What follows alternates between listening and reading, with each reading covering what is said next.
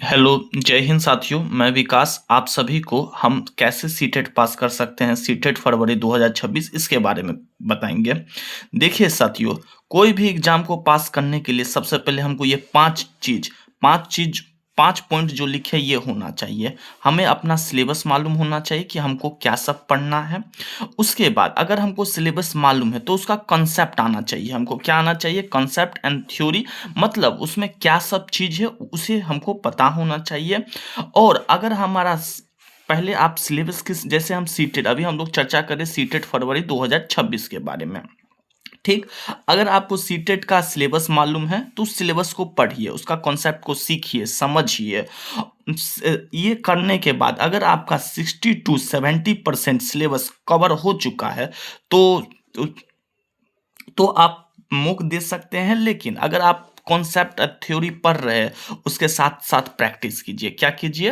Concept concept के साथ साथ आप प्रैक्टिस कीजिए। और प्रैक्टिस जब हो जाए, प्रैक्टिस लग रहा है कि हम, आप जैसे अभी कोई वीडियो देख लिए, कहीं से कोई सोर्स से पढ़ लिए, उसके साथ हम प्रैक्टिस कर रहे हैं। और सबसे ज़्यादा जरूरी किसी भी एग्जामिनेशन को पास करने के लिए रिवीजन। आप एक दिन में 3-4 घंटा या 3-4 सीडीपी का, ईवीएस का वीडियो देख लिए, फिर उसका रिवीजन कीजिए। और रिवीजन करने के बाद लास्ट में जब आपको लगे कि नहीं 60-70% मेरा सिलेबस कवर हो चुका है तो आप मूक लगाइए। तो मूक लगाने से आपको ये पता चलेगा कि आपका कहाँ गलती हो रहा है, क्या आपको समझ में नहीं आ रहा है, तो आप मूक लगाइए। और याद रखिएगा दोस्तों, किसी भी एग्जामिनेशन को क्वालिफाई करने के लिए आपको उसका मूक में जब प्रैक्टिस कर रहे तो वो क्वालिफाई होना चाहिए।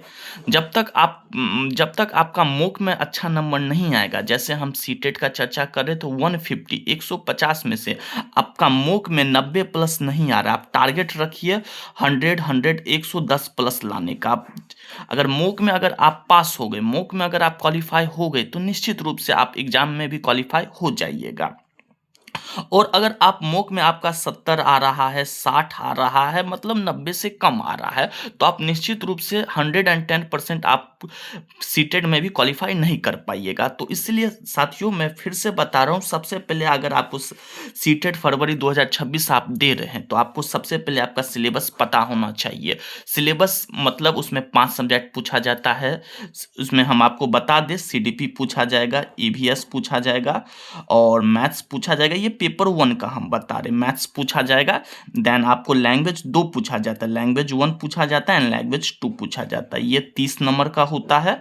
और ईवीएस भी 30 नंबर का, मैथ भी 30 नंबर का, लैंग्वेज भी 30 नंबर का और लैंग्वेज 2 भी 30 नंबर का। आपको 2 लैंग्वेज लेने के लिए कहेगा। तो सीडीपी 30 नंबर का क्वेश्चन रहेगा और ईवीएस में 15 नंबर का ईवीएस एंड 15 नंबर का पेडागोजी। सेम मैथ में भी 15 नंबर का ईवीएस, 15 नंबर का पेडागोजी, लैंग्वेज में भी, और लैंग्वेज 1 एंड लैंग्वेज 2 में भी सेम होता है। तो आप अच्छे से पहले सिलेबस को पता कीजिए, कवर कीजिए और उसके बाद आप उसका कॉन्सेप्ट को सीखिए, समझिए। अपने आपका दिमाग जैसे सीटेट देंगे तो उसके बारे में तो ज्ञान मालूम होना चाहिए क्या पढ़ना है। तो सीटेट को कॉन्सेप्ट सीखिए, उसका थ्योरी सीखिए, उसके साथ साथ थोड़ा मोड़ा प्रैक्टिस करते रहिए। और जैसे आपको लगे कि नहीं मेरा 60 to 70% सिलेबस कवर हो चुका है तो उसके बाद मूक लगाना स्टार्ट कीजिए। मूक लगाइए, कहाँ गलती करे उसको एनालाइज कीजिए, रिवीजन कीजिए, बार बार रिवीजन कीजिए। अभी लगभग 1 महीना बचा हुआ है आपका सीटेट का।